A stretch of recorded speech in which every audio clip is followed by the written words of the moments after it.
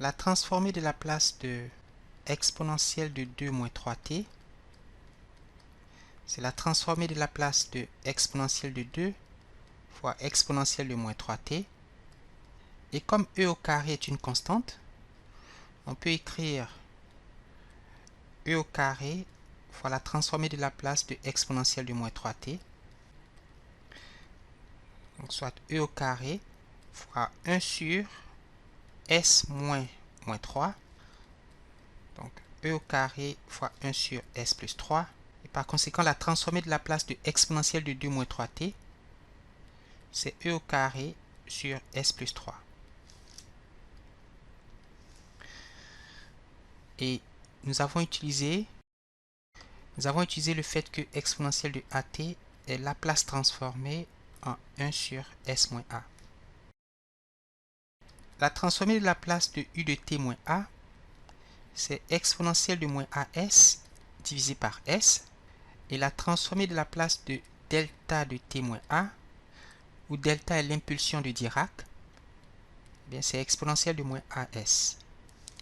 Et par conséquent, la transformée de la place de cette expression, par linéarité, c'est 2 fois la transformée de la place de u de t. Alors, ici, le paramètre a vaut 0. C'est donc 2 fois exponentielle de moins 0s sur s. Alors, exponentielle de 0, c'est 1. C'est donc 2 fois 1 sur s. Moins 3 fois la transformée de u de t moins 5. Ici, a vaut 5. On aura donc exponentielle de moins 5s sur s, plus 9 fois la transformée de u de t plus 4. Ici, a vaut moins 4, n'est-ce pas? Parce qu'on a u de t moins a, et vu qu'on a t plus 4, c'est en fait t moins moins 4. Donc, a vaut moins 4.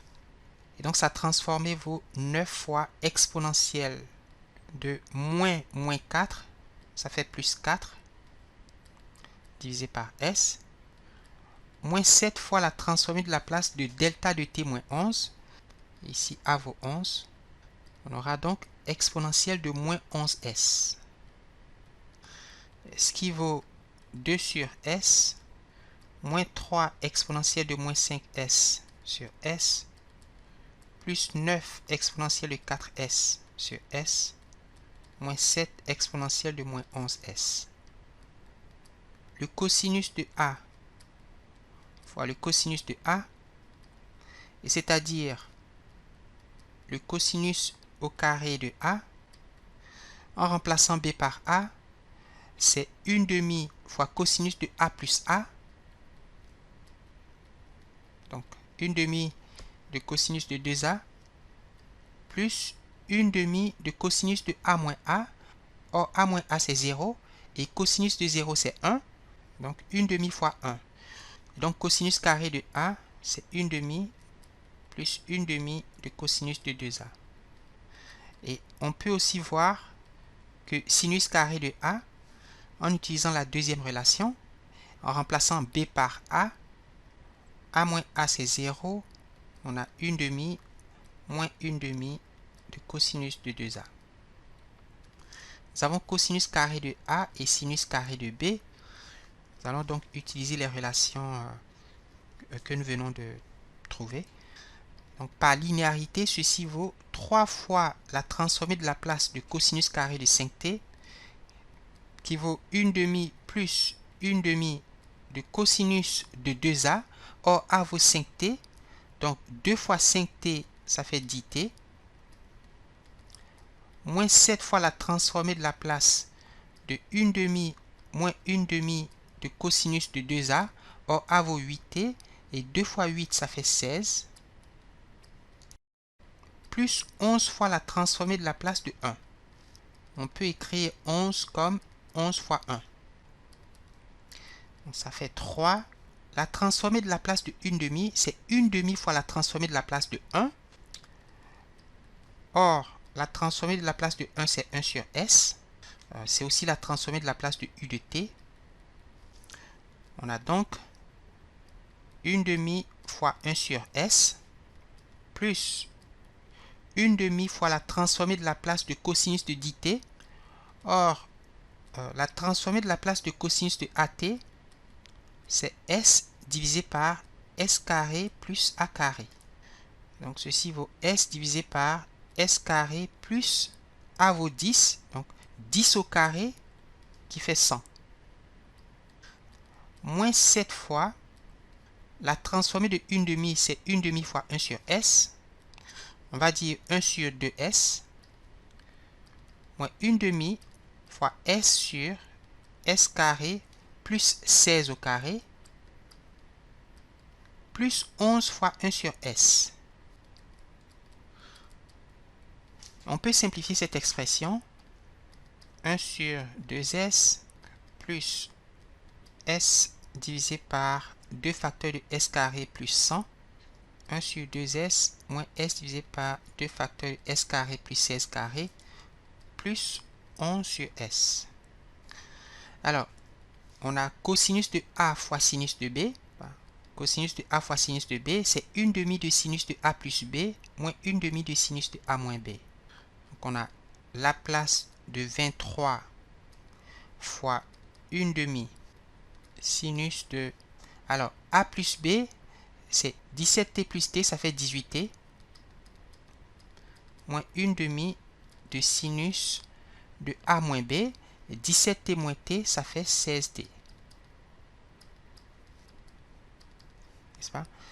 C'est donc la transformée de la place de 23 fois 1 demi, ça fait 23 demi, de sinus de 18T, moins 23 demi, de sinus de 16T. Et par linéarité, on a 23 demi fois la transformée de la place de sinus de 18T, moins 23 demi, fois la transformée de la place de sinus de 16T. Or, la transformée de la place de sinus de AT, c'est A sur S carré plus A carré. Et donc, ceci vaut 23 demi fois A, c'est 18, sur S carré plus 18 carré, moins 23 demi fois, ici A vaut 16, sur S carré plus 16 carré. Donc on peut simplifier. On définit le cosinus hyperbolique de A comme l'exponentielle de A plus exponentielle de moins A divisé par 2. Et on appelle sinus hyperbolique de A la quantité exponentielle de A moins exponentielle de moins A divisé par 2. Et on peut construire la tangente hyperbolique de A en faisant le rapport du sinus hyperbolique de A par le cosinus hyperbolique. Et donc le cosinus hyperbolique de AT, c'est exponentielle de AT plus exponentielle de moins AT sur 2. Et sinus hyperbolique de AT, c'est exponentielle de AT moins exponentielle de moins AT sur 2. Exponentielle de AT a pour transformer de la place 1 sur S moins A. N'est-ce pas? Et exponentielle de moins AT a pour transformer 1 sur S plus A. Et donc, le cosinus hyperbolique de AT qui vaut 1 demi fois exponentielle de AT plus 1 demi fois exponentielle de moins AT aura pour transformer de la place 1 demi fois 1 sur S moins A, qui est la transformée de exponentielle de AT, plus 1 demi fois 1 sur S plus A, qui est la transformée de exponentielle de moins AT. Ce qui vaut 1 demi facteur de... Alors, on a 1 sur S moins A plus 1 sur S plus A. Et si on rend au même dénominateur, on aura S plus A plus S moins A, ça fait 2S, sur S moins A fois S plus A. C'est une identité remarquable qui vaut S carré moins A carré.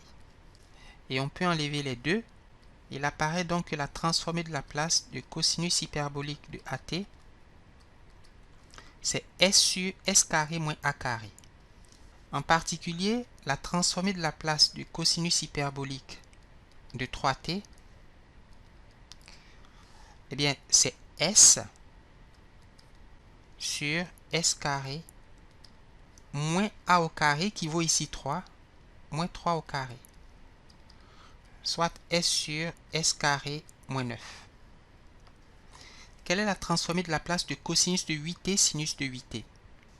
On a la règle cosinus de a sinus de b, c'est 1/2 de sinus de a plus b moins 1/2 de sinus de a moins b. On a a qui vaut 8t et b qui vaut 8t. On a donc la transformée de la place de 1/2 de sinus de 8t plus 8t, ça fait 16t, moins 1/2 de sinus de 8t moins 8t, ça fait 0. Il faut donc prendre la transformée de la place de 1/2 de sinus de 16t, puisque sinus de 0 vaut 0. Et par linéarité, on a 1/2 fois la transformée de la place de sinus de 16t. Or, sinus de AT est transformé comme A sur S carré plus A carré. On a donc 1/2 fois 16 divisé par S carré plus 16 carré. Alors, 1/2 fois 16, c'est 16 divisé par 2 qui fait 8. On a donc 8 divisé par S carré plus 16 carré. La transformée de cosinus de 8t sinus de 8t, c'est 8 sur S carré plus 16 carré.